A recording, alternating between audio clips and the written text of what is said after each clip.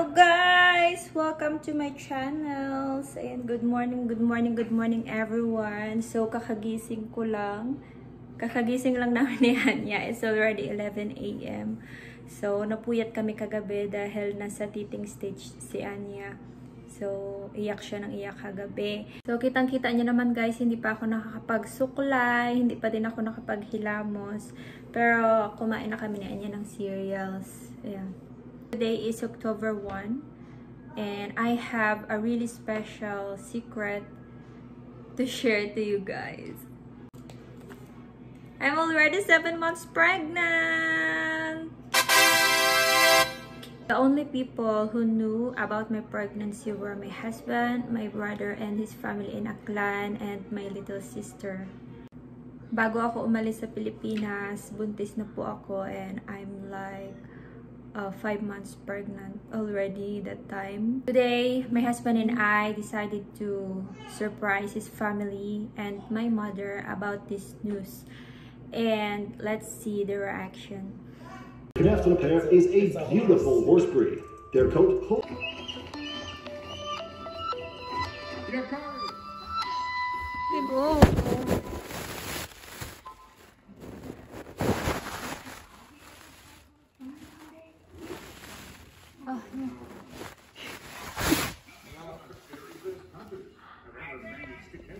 Hey.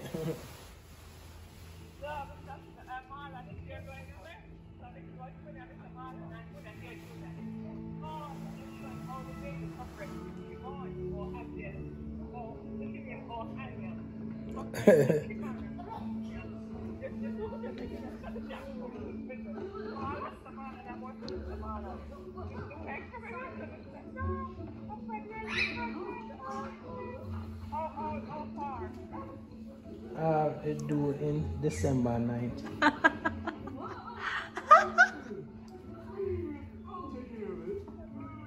Yeah, but I try save it till Thanksgiving. That's why I'm gonna ask you what you was doing in Thanksgiving. But the doctor tell we say we can't travel because it's too close to the date. So we say we have to go call you and tell you. I'm surprised, but I try to surprise the family because our mother don't know. Our family don't know. But it's our birthday month, you know, so we were going to do it for our birthday, which is the 8th. October 8th. So we was going to wait till... yeah, but me just tell her we do it on the 1st, because he did send me to her, so he did send me the text. Said that when I was leaving for the holiday. So I sent me text. Now we have what I'm calling it. We have Irish twins. You know them say when you want twins and can't get twins, the next solution is back to back. Them call them Irish twins. I just sent the picture. I didn't write anything. No. Oh.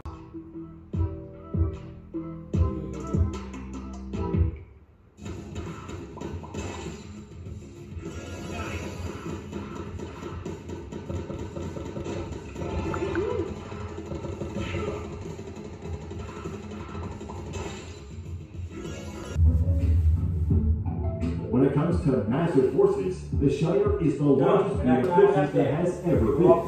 They stand at 173 centimeters. Hair on their legs is also different from that of most of the other horses. It's so different that it's literally called feathers. The feathers kind of cover their hooves and add to a very... I got you.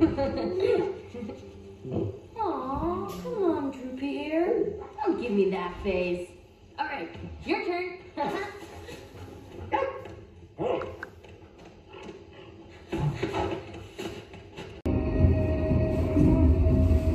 Our brothers, the buffalo, know when the season is coming to an end. We have to warn the tribe.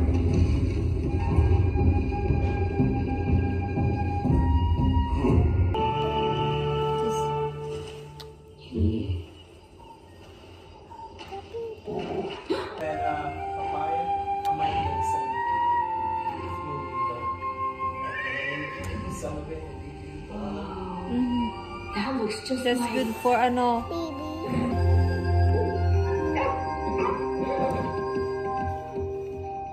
Hula baby. What if you can create your own website by saying, this is what I want? With Wix, you can. Or even use the colors of your logo. And let AI do its thing. Beautiful. Next up is the AI section created. This is great for those website essentials.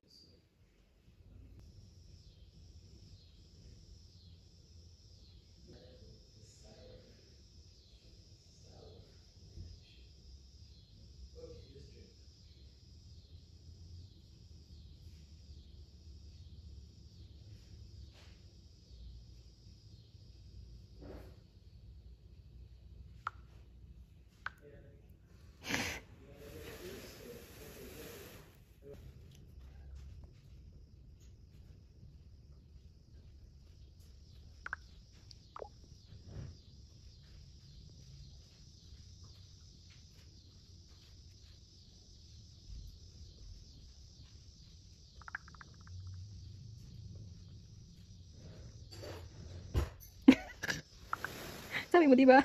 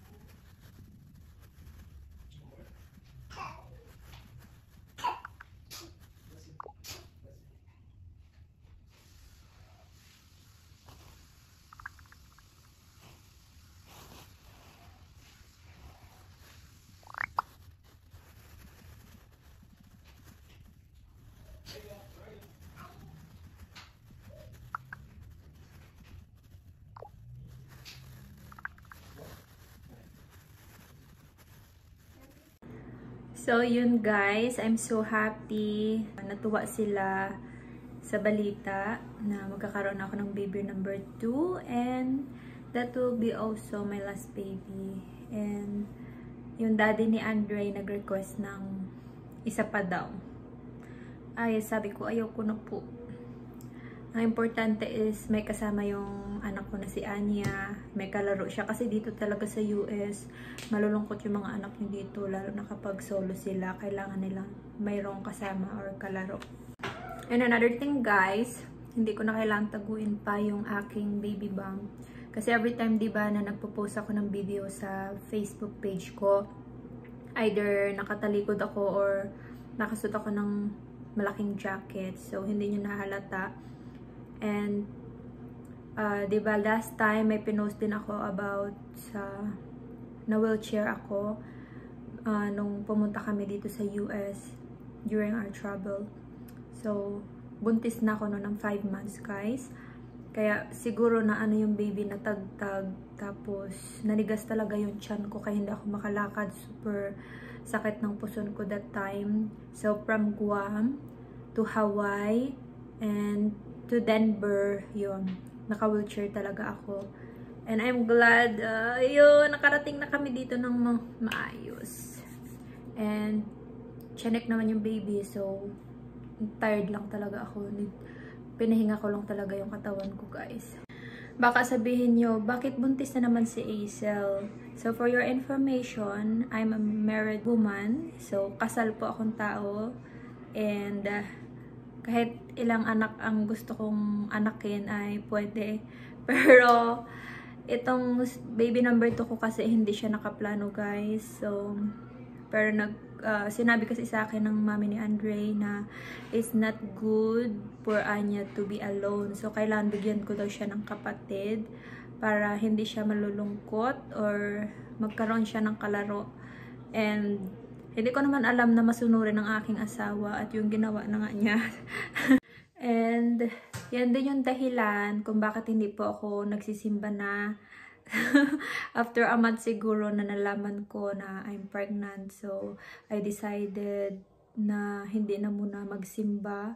Kasi nahihirapan talaga ako during my first trimester. So, nahihilo ako, nagasuka ako, dami akong symptoms na nararamdaman. And nahihirapan din ako kay Anya kasi malikot siya sa simbahan. And ayaw ko naman na makaistorbo kami sa service.